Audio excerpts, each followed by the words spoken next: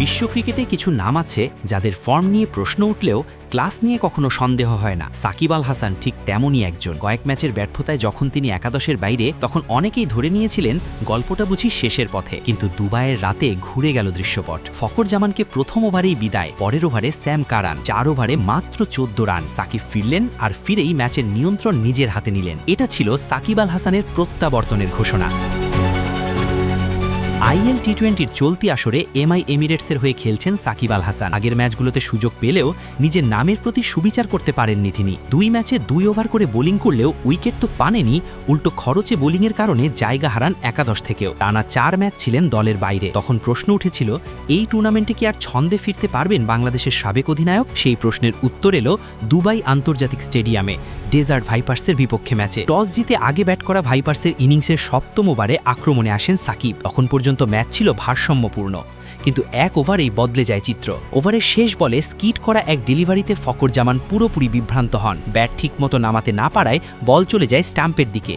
দ্রুততার সঙ্গে উইকেট ভেঙে দেন নিকোলাস পুরান। প্রথম ওভারেই গুরুত্বপূর্ণ উইকেট তুলে নিয়ে ম্যাচে ছন্দ এনে দেন সাকিব। পরের ওভারে আর কারো সহায়তার প্রয়োজন হয়নি। অভিজ্ঞ এই বাহাতি স্পিনার দারুণ এক ফ্লাইটের ডেলিভারিতে স্যাম কারানকে প্রলুব্ধ করেন। ক্যাচ তুলে দেন নিজেই, আর সাকিবও ভুল করেননি।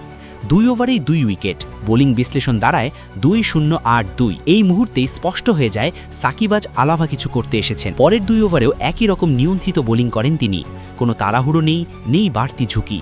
ব্যাটারদের রান করতে বাধ্য করেন ভুল শটে। ভাগ্য সহায় না হলেও সাকিবের বোলিংয়ের মানে কোনো ঘাটতি ছিল না।